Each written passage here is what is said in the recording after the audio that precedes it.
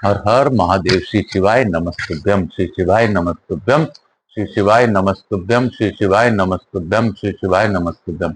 आज भादो अमावस्या है। आज मंदिरों में आज के दिन दादी का जात लगता है, तो सभी को भादो भादो अमावस्या की बधाई और जय दादी की, जय दादी की, जय दादी की। आज प्रथम पूज्य देव गणपति गणेश जी महाराज का मैं आह्वान करता हूँ और उनसे प्रार्थना करता हूँ कि अवाइज समझ देवी देवताओं को आने का मार्ग दें और हमारी भाषा उन तक पहुंचाने का प्रयास कष्ट प्रदान करें। मैं अपने भोलेनाथ मैया पार्वती को अनुरोध करता हूँ गोरविंद और आकाशन ग्रहण कर इस स्कंद महापुराण की कथा का श्रवण कर हम सभी को आशीर्वाद प्रदान करें। मैं स्कंद कुमार स्कंद देव से भी प्रार्थना करता हूँ कि आप भी इस कथा स्थल पर पधार कर सभी को आशीर्वाद प्रदान करें। मैं यहाँ के स्थान देवता, वास्तु देवता, ग्राम देवता, क्षेत्रपाल देवता, समस्त देवी देवताओं का आह्वान करता हूँ। मैं आकाश अजगड़िया बंसल गोत्रोत्पन्न उमा शंकर नारायण देवी कांता अजगड़िया पुत्र सांवरिया बाबा आचार्य संगीत कृष्ण जी महाराज वृंदावन वाले मेरे गुरु, उनकी आज्ञा लेकर आज कथा प्रारंभ करूंगा और उनका मनन करते हुए आज इस भादो अमावस्या को हम लोग जगन्नाथपुरी की ओर बढ़ेंगे। कल हम लोगों ने भुवनेश्वर के लिंग के बारे में पढ़ा था।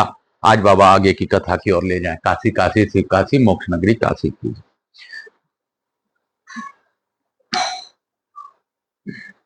जिमनी जी कहते हैं, तदंतर नारद जी और राजा इंद्रदुम्न पुरोहित के छोटे भाई विद्यापति के साथ पुरुषोत्तम क्षेत्र में नीलकंठ महादेव जी के समीप गए। वहां महादेव जी की पूजा करके राजा ने दुर्गा जी को प्रणाम किया। फिर सब लोग अपना उत्तम रथ छोड़कर अनुगामियों सहित पैदल हो गए और अपने इंद्रियों को वश में रखते हुए नीलगिरी पर चढ़ने के लिए आगे बढ़े। वह पर्वत नाना प्रकार के वृक्षों और लताओं से व्याप्त था। भांति भांति के पंछी वहां कलरव करते थे। बड़ी बड़ी चट्टानों के कारण उस पर्वत का किनारा ऊंचा नीचा एवं दुर्गम दिखाई देता था।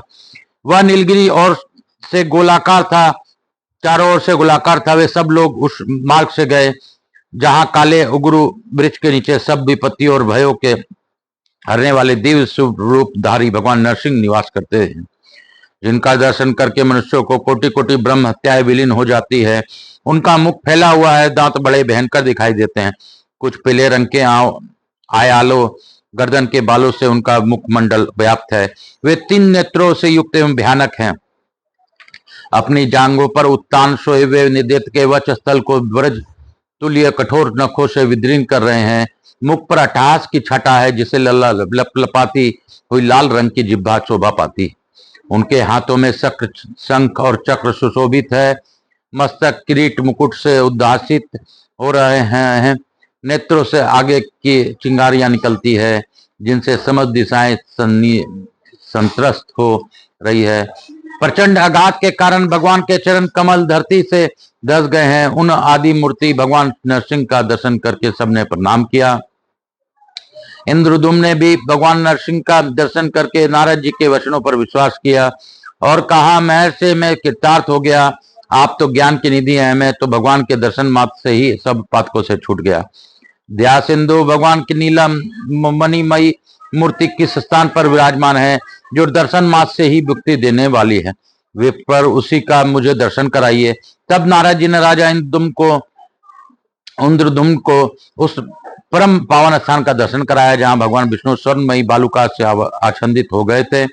मुनि ने वहां ले जाकर राजा से कहा, महाराज, इस 2 योजन ऊंचे और 1 योजन फैले हुए वट वृक्ष को देखो। यह प्रलय काल में भी स्थिर रहता है और मनुष्य को मोक्ष प्रदान करने वाला है। इसकी छाया से जाने से ही मनुष्य पाप से मुक्त हो जाता है। इसकी जड़ में प्राण त्याग करने वाला मनुष्य मोक्ष को प्राप्त कर होता है। फिर जो इसकी पूजा और स्तुति करता है उसके लिए तो कहना ही क्या है। इसके मूल भाग से पश्चिम और नरसिंह जी के से उत्तर भगवान नीलमाधव विराजमान थे। वे ही तुम पर अनुग्रह करने के लिए अब 4 स्वरूप में यहाँ प्रकट होंगे। जैसे श्वेत द्वीप के भीतर भगवान का अपना धाम है, उसी प्रकार जम्बू द्वीप के अंतर्गत यह पुरुषोत्तम क्षेत्र ही भगवान का अपना धाम है। राजन, जो मोक्ष का अधिकारी है वही इसको महिमा को समझ पाता है। अन्य मनुष्यों को विशेषता पाप कर्मियों को लिए यह विश्वास की भूमि नहीं है।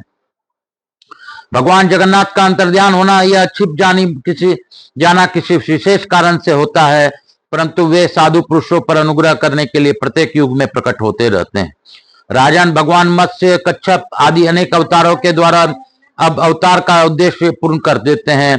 तब कारण की निवृत्ति जाने से वे अंतर्ध्यान हो जाते हैं, परंतु वे ही दयासागर भगवान इस पुरुषोत्तम क्षेत्र में बिना किसी कारण के नित्य निवास करते हैं।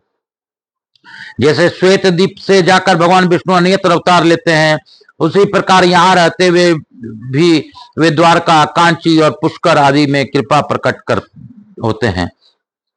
पूर्वक प्रकट होते हैं।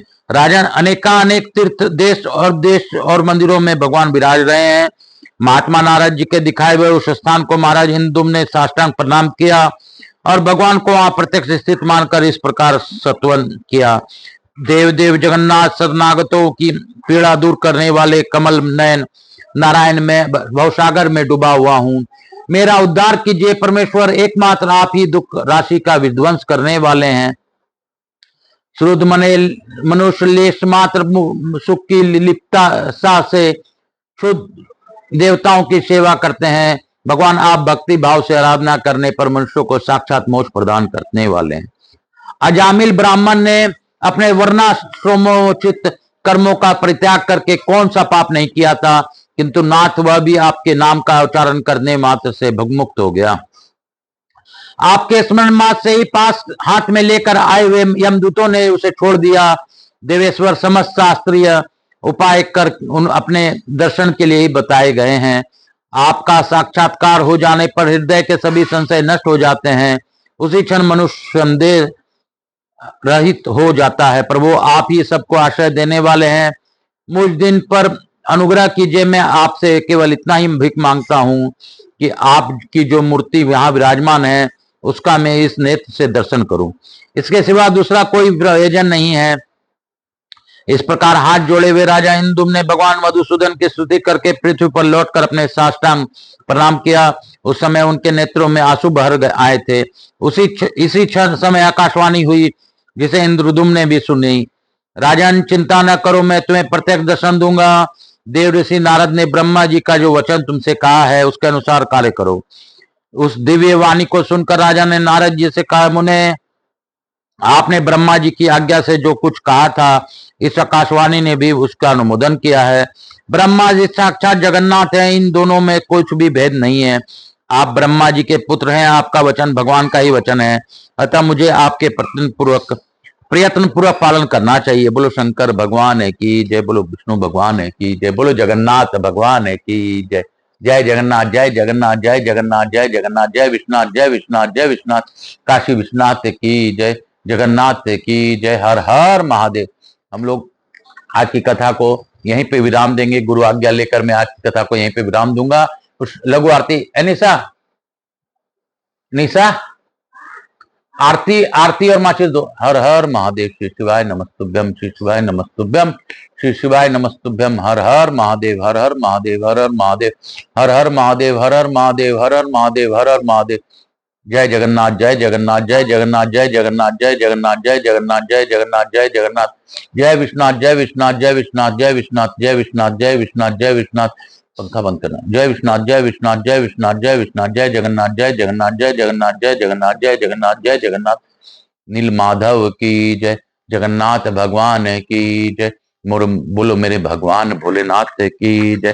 काल हर दुख हर दारिद्र कष्ट हर। हर हर महादेव। शंभु शंभु शंभु।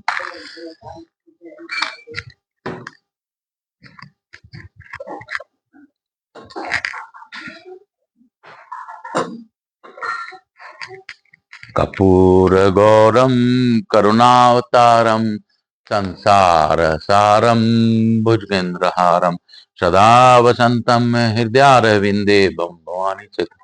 श्री राम, जय राम, जय जय राम। यहाँ के स्थान देवता, वास्तु देवता, समस्त देवी देवता, मातृ देवी और पितृदेव, सब पितृ देवता भोलेनाथ की जय, मैया पार्वती की जय, समस्त देवी देवता, गणेश जी महाराज की जय, लक्ष्मी जी महारानी की जय, रिद्धि सिद्धि की जय, स्कंद महापुराण की जय, भक्तवत्सलाय की जय। हर हर महादेव, हर हर महादेव, हर हर महादेव, हर हर महादेव।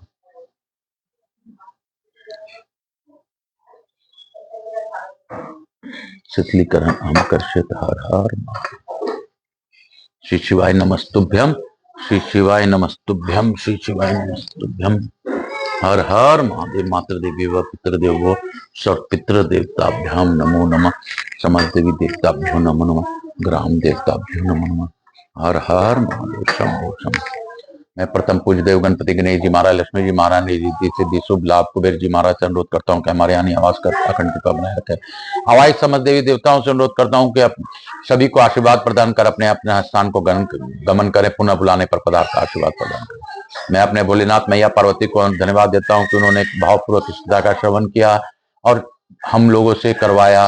बाबा सभी पर अपनी अखंड कृपा बनाए रखें। इसी प्रार्थना के साथ आज की कथा को यहीं पे विराम देते हुए आज दिनांक 3 सितंबर 2024 सबको वंदन करते हुए पुनः यह निवेदन करता हूं कि आकाश राजगढ़िया यूट्यूब चैनल को ज्यादा लोगों तक पहुंचाने में मेरी सहायता कीजिए।